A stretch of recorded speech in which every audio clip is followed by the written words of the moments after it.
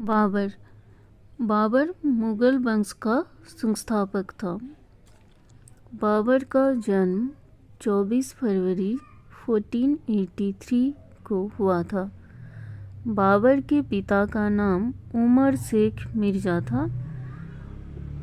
उमर शेख मिर्ज़ा फरगना नामक छोटे राज्य के शासक थे। बाबर फरगना की गद्दी पर 8 जून 1494 को बैठे। बाबर ने 1607 में बादशाह की उपाधि धारण की, जिसे अब तक किसी तैमूर शासक ने धारण नहीं की थी। बाबर के 4 पुत्र थे, हुमायूं, कामरान, अस्करी और हिंदाल। बाबर ने भारत पर 5 बार आक्रमण किया था। बाबर का भारत के विरुद्ध किया गया प्रथम अभियान 1519 में यूसुफजाई जाति के विरुद्ध था। इस अभियान में बाबर ने बाजोर और भेरा को अपने अधिकार में कर लिया। बाबर को भारत पर आक्रमण करने का निमंत्रण पंजाब के शासक दौलत खां लोधी एवं मेवाड़ के शासक राणा सांगा ने दिया था। तो बाबर को भारत पर आक्रमण करने के लिए निमंत्रण किसने दिया था? पंजाब के शासक दौलत खां लोधी और मेवाड़ के शासक राणा सांगा। बाबर द्वारा लड़े गए कुछ प्रमुख युद्ध के बारे में जानेंगे अब। पानीपत का प्रथम युद्ध 21 अप्रैल 1526 को इब्राहिम लोदी एवं बाबर के बीच पानीपत का प्रथम युद्ध हुआ, जिसमें बाबर विजयी हुआ। नेक्स्ट है खानवा का युद्ध, जो कि 17 मार्च 1527।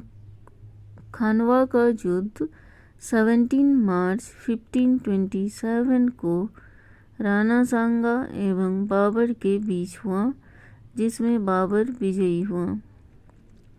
चंदेरी का युद्ध 29 जनवरी 1528 को मेदिनी राय एवं बाबर के बीच हुआ, जिसमें बाबर विजयी हुआ। तो चंदेरी का युद्ध कब हुआ? 29 जनवरी 1528 को। किसके बीच हुआ? मेदिनी राय एवं बाबर के बीच। विजयी कौन हुआ? बाबर। घाघरा युद्ध 6 मई 1529 को अफगानों एवं बाबर के बीच हुआ, जिसमें बाबर विजयी हुआ। पानीपत के प्रथम युद्ध में बाबर ने पहली बार तुगलमा युद्ध नीति एवं तोपखाने का प्रयोग किया था। बाबर को अपनी उदारता के लिए कलंदर की उपाधि दी गई। खानवा युद्ध में विजय के बाद बाबर ने गाजी की उपाधि धारण की।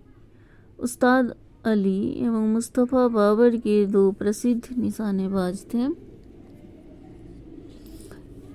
करीब 48 यानी कि करीब 48 के एज में 27 दिसंबर 1530 को आगरा में बाबर की मृत्यु हुई। बाबर की मृत्यु कब हुई? 27 दिसंबर 1530 को। तब उनकी एज कितनी थी? 48। प्रारंभ में बाबर के शव को आगरा के आरामबाग में दफनाया गया।